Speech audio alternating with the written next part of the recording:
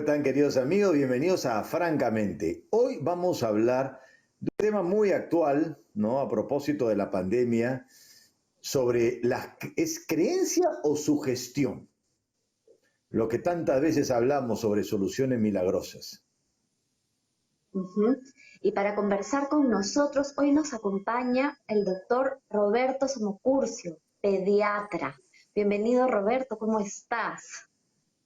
Hola Javier o Natalia, ¿cómo están? Muchas gracias por la invitación. Roberto, en estos tiempos tan duros, ¿no? En donde el COVID-19 arrasa con todo y hay la desesperación por no saber qué hacer, digamos, todas las personas buscamos soluciones. Cualquier cosa que parezca que ayuda un poco es una, da esperanza, ¿no es cierto? Y entre todas estas cosas, una de ellas es el dióxido de cloro que causa acaloradas polémicas. ¿Nos puedes explicar un poco cuál es este debate, por favor?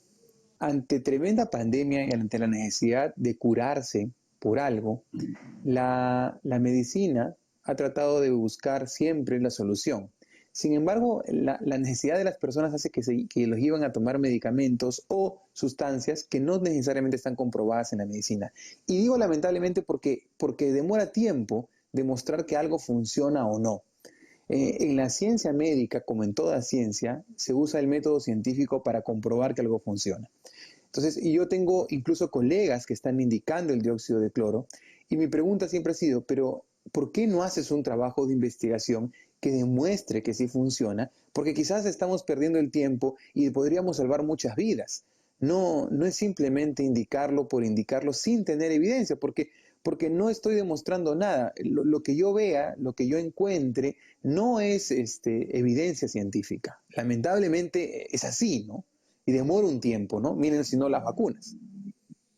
Claro, pero el tema, este bendito o maldito virus, nos pone en una circunstancia que empuja el pensamiento mágico porque como el 98% de la gente se sana, puedes tú inventarte cualquier solución y vas a tener 98% de acierto, sea lo que fuere, sea el dióxido, sea rezar, sea qué sé yo, tomar limón, lo que fuera, vas a tener 98% de acierto. Entonces va a confirmar que lo que tú haces es cierto. Entonces, ¿cómo manejar eso en estas circunstancias? Efectivamente, en las dosis que toma la mayoría de personas no tendría por qué hacer daño, porque el dióxido de cloro es usado hasta para esterilizar, para potabilizar el agua, para esterilizar bolsas de sangre, etcétera, ¿no? Pero ¿en verdad estará funcionando para matar el coronavirus? Eso es lo que tiene que demostrar la ciencia. Entonces, a mis colegas que hacen o que usan el dióxido de cloro, yo los invito a que hagan ciencia. Hay que hacer ciencia, es la única forma de demostrar de que algo funciona. Y la información y la ciencia, al fin y al cabo, el conocimiento, la conclusión, es lo que nos lleva a tomar decisiones correctas, ¿no?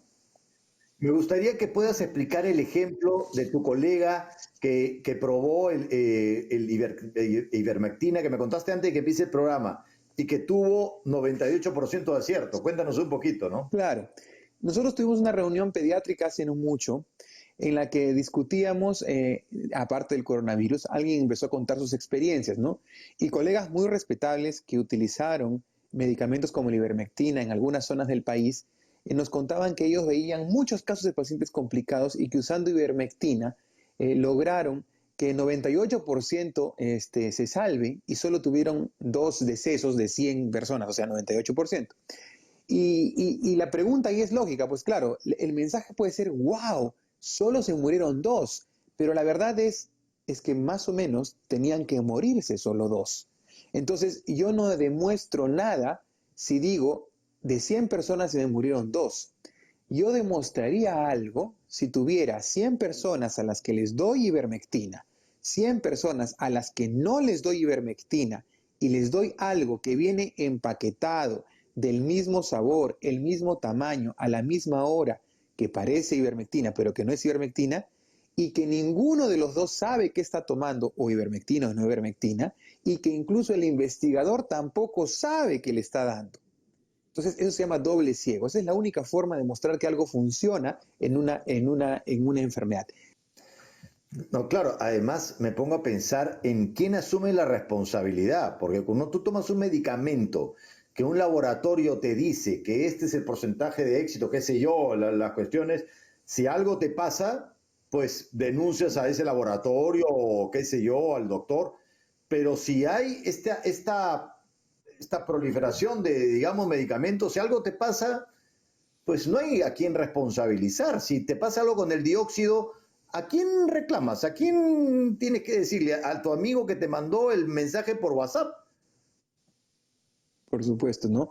De hecho, el consentimiento informado se está usando en estos momentos en la medicina para medicamentos como la hidroxicloroquina, la ivermectina, etcétera, que son medicamentos que no tenían la indicación, porque para que un medicamento se use para algo, necesita estar incluido en su inserto que tiene esta indicación para esta enfermedad.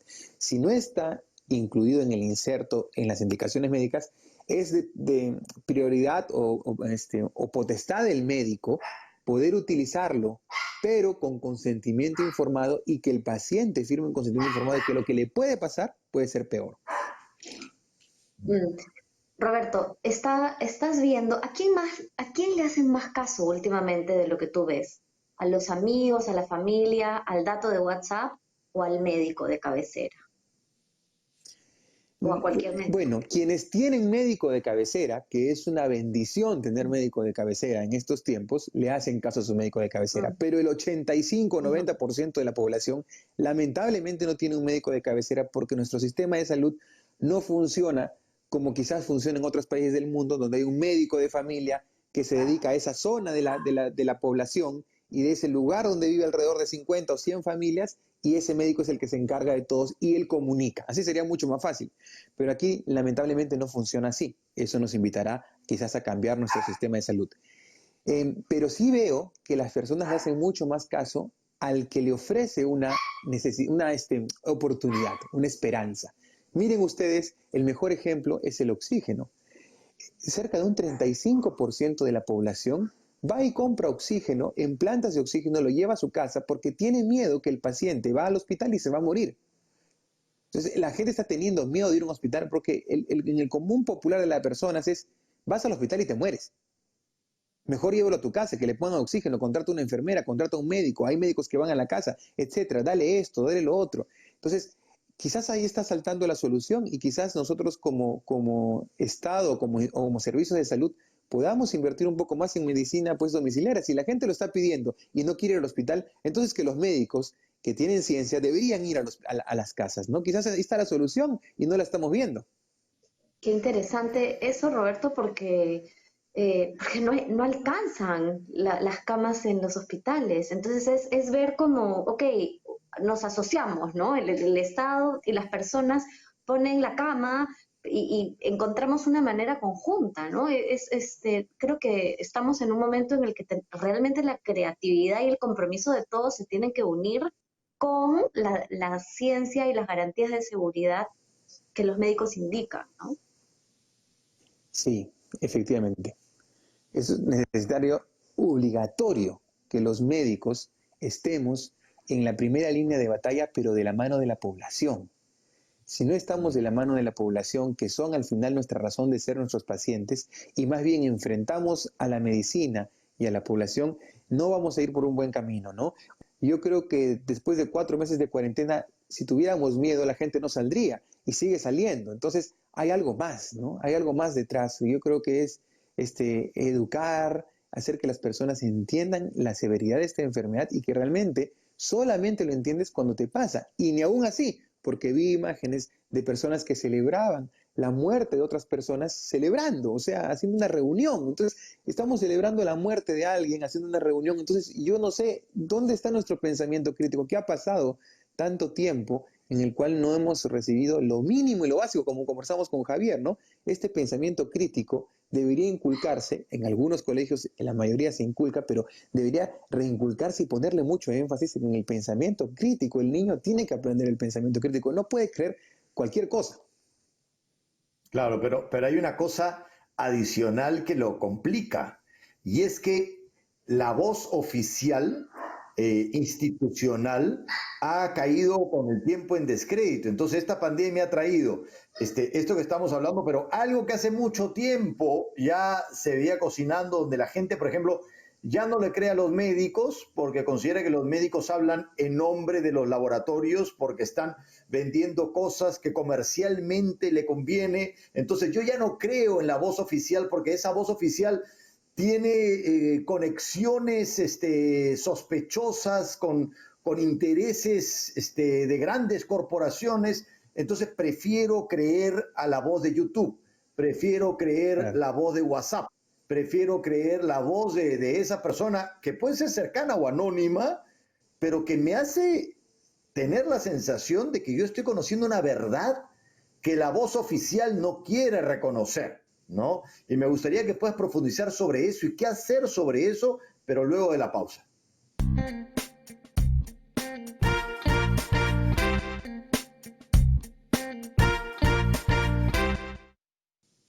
Seguimos en Francamente y justamente antes de la pausa pregunté que ahora mucha gente ya no cree en la voz oficial, no cree en la voz de los médicos, no cree en la voz institucional porque considera que esa voz está amarrada a intereses de corporaciones más grandes, comerciales, de laboratorios, que no quieren que se conozca la verdad que yo conozco de YouTube, ¿no? En donde este medicamento sí me va a salvar. Entonces, ¿qué hacer contra eso, Roberto, si la gente ya no cree en la voz oficial, no cree en la voz de los doctores y de la ciencia? Considera que la ciencia no habla con la verdad, sino que responde a intereses comerciales. Sí, por supuesto, Javier, un tema muy difícil. Pero a ver, me remonto a una imagen que vi hace poco, motivo de una exposición que tuve que dar, cuando en la humanidad apareció la electricidad. Habían afiches circulando en Inglaterra y en Estados Unidos, que era donde por primera vez se usaba como alumbrado público, diciendo que esto pues era traído por el demonio, que tenía poderes mágicos, que iba a secuestrar nuestras almas, etcétera. De eso se hablaba de la electricidad hace cientos de años. Ahora se habla de que este virus viene por unas antenas, que el 5G está metido ahí y que obviamente los médicos confabulamos porque ya tenemos el virus creado y tenemos una vacuna y lo único que queremos es vender la vacuna. Bueno, la historia es cíclica, se repite, ¿no? Y lamentablemente la ciencia no es fácil de entender.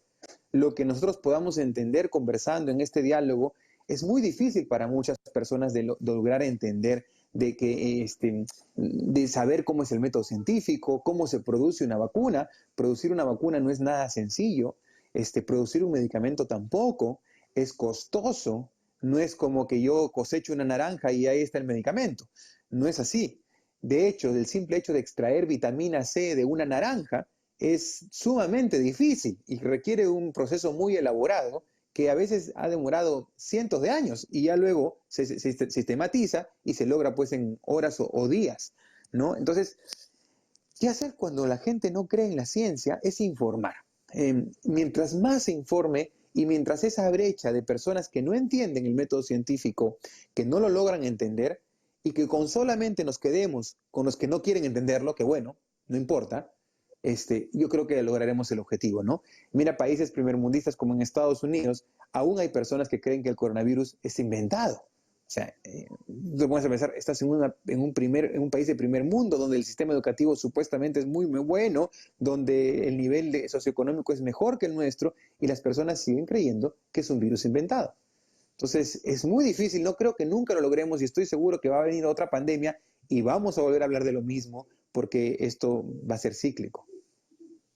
Ujú. Ahora, pensando justamente en la información, Roberto, ¿no? Porque claro, estamos no creo absolutamente en nada de lo que dicen o creo ciegamente, ¿no? Pero no queremos ningún extremo, queremos Así entender, es. ¿no? Tú dijiste en las dosis mínimas, por ejemplo, el dióxido de cloro, las dosis mínimas, no se ha probado que cura, pero en esas dosis por lo menos no daña, ¿no es cierto? Yo quisiera que tú por lo menos nos digas con claridad a partir de qué dosis daña, para que la gente entienda por lo menos qué cosa es lo que de ninguna manera debe hacer si quiere preservar su salud. Muy bien. El dióxido de cloro se utiliza, por ejemplo, para potabilizar el agua. En los países del primer mundo se utiliza como un mecanismo para potabilizar el agua mucho más efectivo que otros métodos. En las bolsas de unidades de sangre, o sea, tú donas tu sangre y te la transfunden, de hecho utilizan el dióxido de cloro para matar virus y bacterias. Sin embargo, la hipótesis con la cual se sostiene que el dióxido de cloro funciona en el coronavirus es que al tener una carga molecular de energía mucho más fuerte que la membrana o barrera del virus y las bacterias, pero más débil que el de las células humanas, puede atravesar las células humanas, matar las bacterias y virus, pero no las células humanas. Esto está demostrado parcialmente. No hay una dosis exacta en la cual funcione. De hecho, la persona que investigó esto, que es este doctor Kalker, si no me equivoco, él ha hecho sus estudios en base a observaciones, pero no lo ha comprobado usando un placebo. Si esto fuera así, imagínate, pues sería el boom, ya se hubiera ganado el Nobel de Medicina. Entonces, y yo no te podría decir una dosis porque no existe. No hay estudios que demuestren cuál es la dosis real. Sin embargo, no se toma de manera directa y se hace bastantes diluciones. Estos son gotas en litros, o sea, gotas en 1 litro de agua, nada más. Porque cuando uno lo toma directo es potencialmente cáustico y sí causa las quemaduras y las esofagitis y todo esto que se ha mencionado que han llegado a algunos pacientes. ¿Por qué? Porque en su pensamiento mágico y en su pensamiento de querer salvarse, piensas, ¿no? Si tomo más, me voy a curar más rápido. Entonces lo tomo concentrado. Y terminan, pues, hasta algunos con complicaciones muy serias que pueden llevar incluso a la muerte.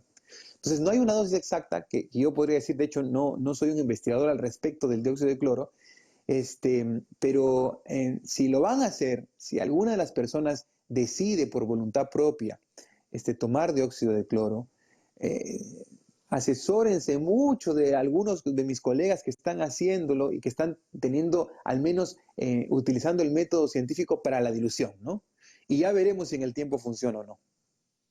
Pero el problema que tiene, el mayor peligro de tomarlo, Roberto, es que, dime si me equivoco, que una de las cosas que puede de alguna manera ayudar a que no mueras cuando tienes el virus es la detección temprana y que un doctor esté a tu lado. Porque cuando llegas a la clínica o al hospital con una saturación de oxígeno muy baja, ya casi no hay solución.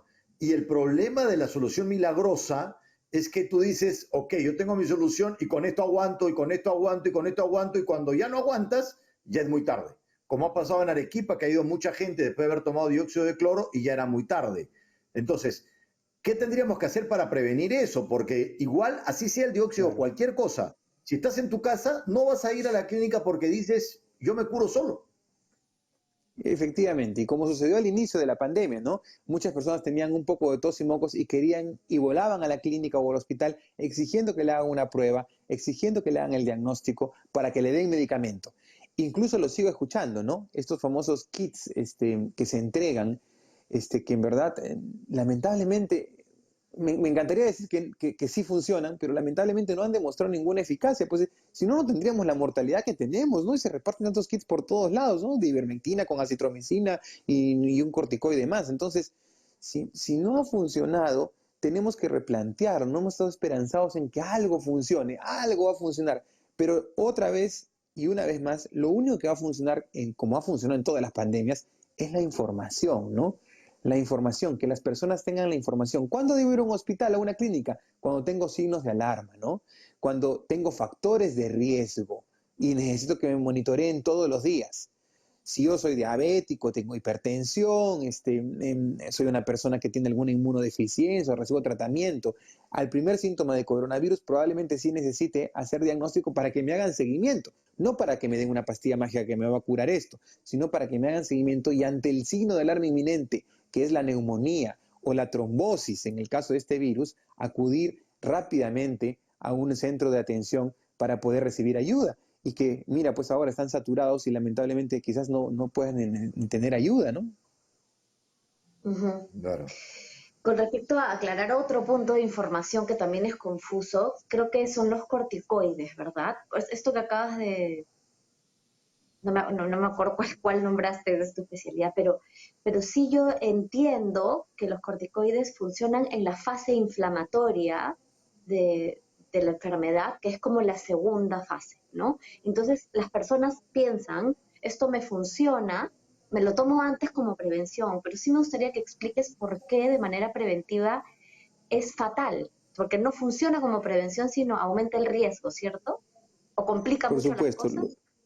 los corticoides tienen un efecto inmunomodulador, o sea, disminuyen la acción del sistema inmunológico porque son antiinflamatorios y la inflamación es un mecanismo necesario para defenderte y sobrevivir.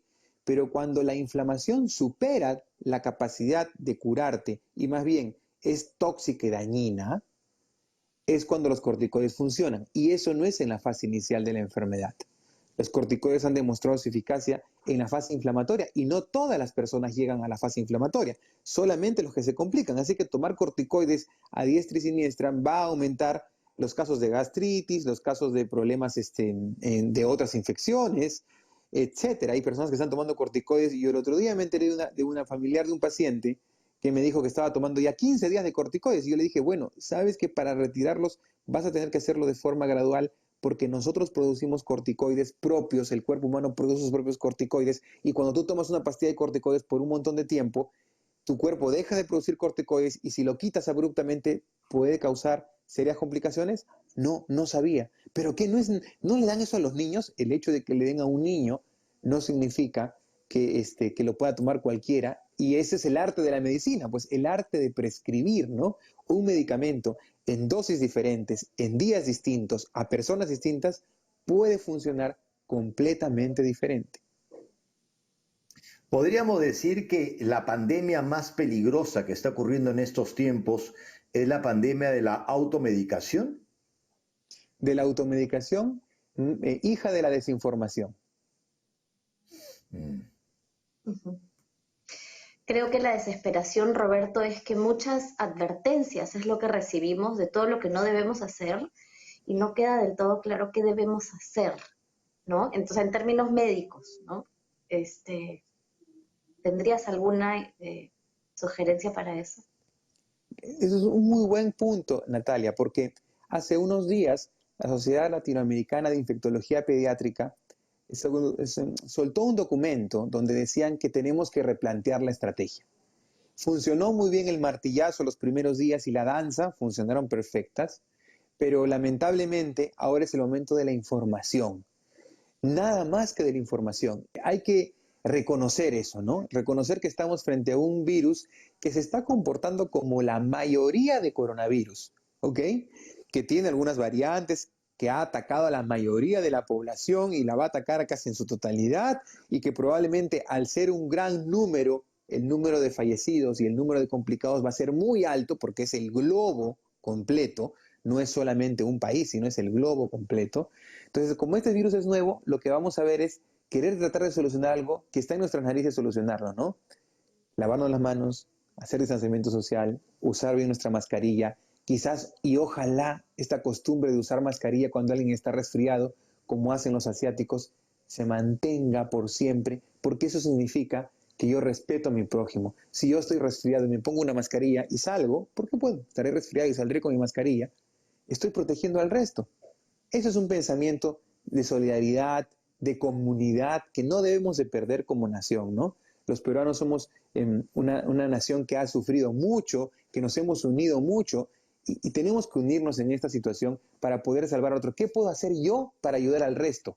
No una colaboración, no un óvulo, quizás, ojalá, está bien, si lo puedo hacer, lo hago, pero ¿qué puedo hacer yo con mis manos? Lavármelas, usar mi mascarilla, desinfectarme las manos, ¿no? Y al hacerlo, la gente lo empieza a hacer porque lo imita, lo imita, lo imita. Eso es un efecto dominó. Pero si criticamos, si golpeamos, si insultamos, estamos detrás de la multa, que la multa no funciona casi nunca, entonces así no funcionan las cosas. Muchísimas Excelente, gracias, Roberto. Roberto. Gracias por acompañarnos Gracias a hoy día y por ustedes. explicarnos y seguir construyendo conciencia, para seguir haciendo todos lo mejor que podemos y cada vez mejor. Muchas gracias a ustedes por la invitación. Bien. Bueno, a contagiarnos el civismo, ¿no? El civismo, la conciencia, la prevención. A todos nos falta un poquito. Siempre podemos hacerlo mejor. Y lo podemos hacer mejor. Podemos cuidarnos, prevenir, y tener paciencia, porque el gran desafío, como tú lo has señalado, Javier, es tolerar la incertidumbre. No sabemos hasta cuándo no vamos a saber, pero prevenir es la mejor vacuna hasta ahora, ¿no? Sí, y yo creo que qué importante poder hablar con tranquilidad de cualquier tema, porque una de las cosas que más también activa el pensamiento mágico son los temas prohibidos. Entonces, el que cree en el dióxido, ¿no? Otras personas pues lo consideran como si fuera pues una persona pues sin información, ignorante, qué sé yo, y se sienten atacados y nos atacamos mutuamente y eso no promueve la conversación y creo que conversando sin temas prohibidos hace que con respeto podamos como pensar más y analizar más sobre cuáles son los posibles riesgos y como dices tú pues vivir por un tiempo con esta incertidumbre. Uh-huh. Bueno, y eso ha sido todo. Gracias a todos ustedes. Sí. Sí, nos vemos en el próximo programa de Francamente. Chao, chao.